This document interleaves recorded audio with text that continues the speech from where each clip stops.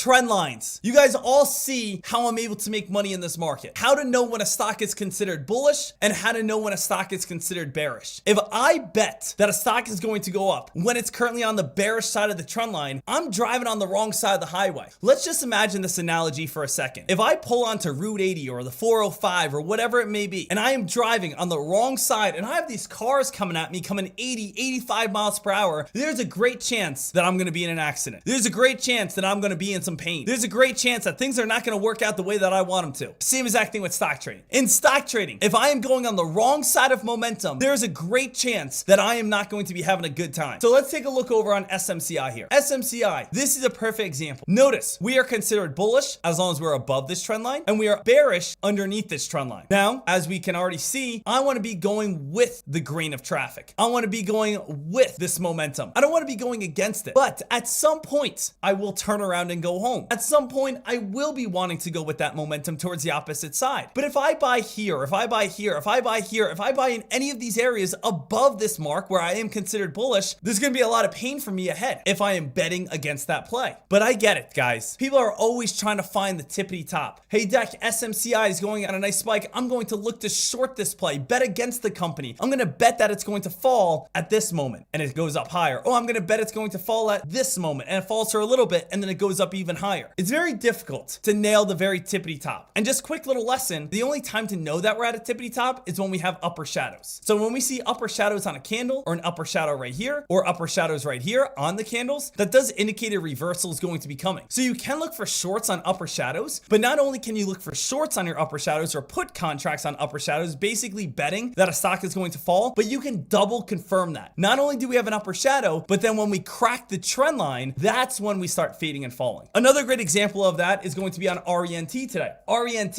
we can see where we're considered bullish and now where we are considered more bearish. So if I'm driving on the highway, I want to be on this side of momentum. What would happen if I looked for a short on RENT at the price of $17 or at the price of $20 or at the price of $22? I'm going to be in some pain. I'm going to be having a bad time. So we place our trend lines to be able to know when we're considered bullish and when we're considered bearish and when we're going to be switching back and forth. When we're bullish, go with momentum towards the upside. Bearish, go with momentum towards the downside. And this is going to give us our entries. So the biggest thing that we want to be able to figure out right here off the rip is how do I place a trend line? Trend lines are going to be confirmed when we have 2 points that are going to be either a higher low or a lower high. So if a stock moves on up, if we have this is the first point and this is the second point. And when I say points, and then when I'm talking about an uptrend, I'm going to be talking about dips. So let's say a stock starts off with a very big spike at the start of the day and we get a nice pullback. When we start spiking ourselves back on up and we start getting a nice pullback, this is now where we can connect the dots. Sure, there's going to be little tiny like micro pullbacks in a stock, but I'm talking about the main areas where we have bounced at. When you see the clear-cut areas that I can connect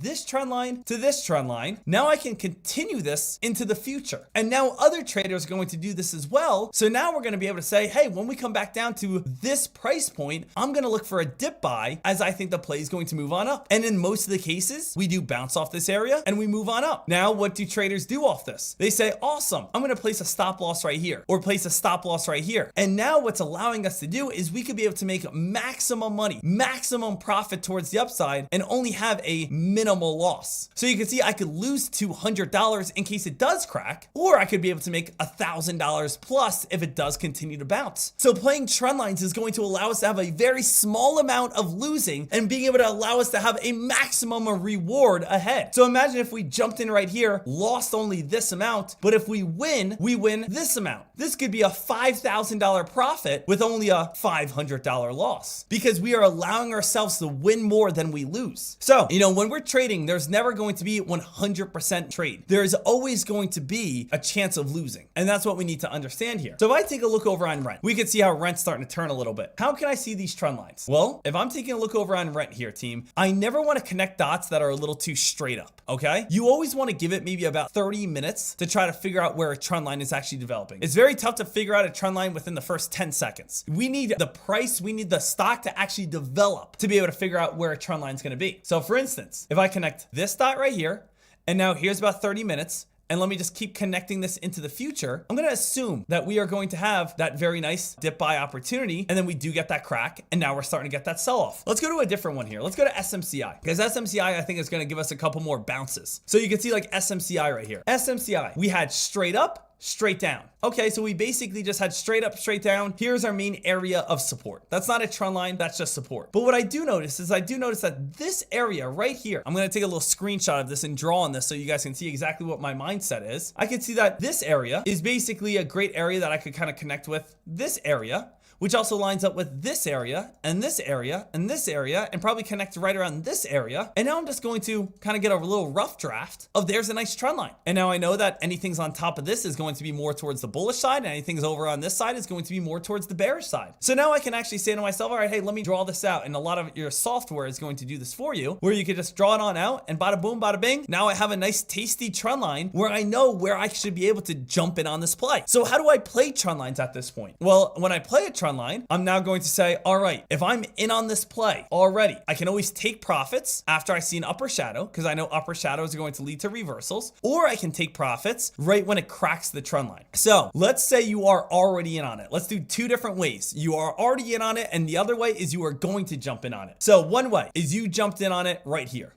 You jumped in on right here. What's the best area to exit? Number one is going to see when you see upper shadows. But the thing is, don't do it too quickly, because here's an upper shadow. Stock fell, but then we spiked up even higher. So upper shadows are going to be great for a small pullback, but doesn't always mean it's going to be the main pullback. Usually the bigger the upper shadow, the bigger the pullback's going to be. So you can see bigger the upper shadow, bigger the pullback's going to be. So definitely keep that into consideration. So if you jumped in right there, number one is you sell when you see an upper shadow, you sell when you see an upper shadow. Good, profitable times. The other area to sell is when you crack the trend line. So you would go from here to here. That is going to definitely pay you some very nice money, as you are going from 920 all the way up towards around like 935, 936. That's going to be a profitable trade. So trend lines and upper shadows are how to know when to get out. But you need to remember something, guys. Every single person has their stop losses underneath the trend line. The moment that this trend line cracks is the moment that we will most likely see a very hard sell-off. So if you wanted to, you could also jump in on the put side underneath the trend line and just flip it, where you are now going to put a stop loss back above the trend, because that's going to be holding up as resistance. So if you're in on a play, you lock in when you crack, or you lock in an upper shadow. But you also, when you do jump in on this play, so for instance, if you're looking for an entry, you are always going to place a stop loss right down underneath it. You jump in on the stock. Now you have very small room to lose and a lot of room to win. But let's say worst case scenario happens and you do start falling. Well, now you can switch it around. You could say, hey, you know what? Now I'm actually going to jump in on a put contract because we're starting to crack. And now let me put my stop loss right here and look for that big time sell-off. So as long as the trend line holds, you are good to go. But once that trend line cracks, flip to the opposite way, and that's when you're going to start making some big money. That's when you're going to start making some big profits. Here are some examples. Bullish, bullish, bullish, bullish. Stop losses are hit, trend line cracks. Here's another example. Bullish, bullish, bullish, bullish. Trend line hits, stop losses are hit, gets a nice big sell-off and a crack. Here's again, bullish, bullish, bullish, bullish. We have again, trend lines hit, get the nice sell-off, get the nice crack. Bullish, bullish, bullish. You again crack on over, bullishness to bearishness, and then you get the nice crack. So the same exact thing is most likely going to happen over on SMCI when this does crack. Or a great example is RENT right now. RENT has done exactly what we said it would, where we know exactly where the stock is considered bullish and where the stock is considered bearish. It really is as simple and as easy as that for you to be able to make consistent profit and for you to make consistent money. Okay? Enjoy this lesson. Enjoy your profits. I'm live every day on Tradecaster.com. Let's keep on crushing it. Let's keep making this money. Shout out to you guys.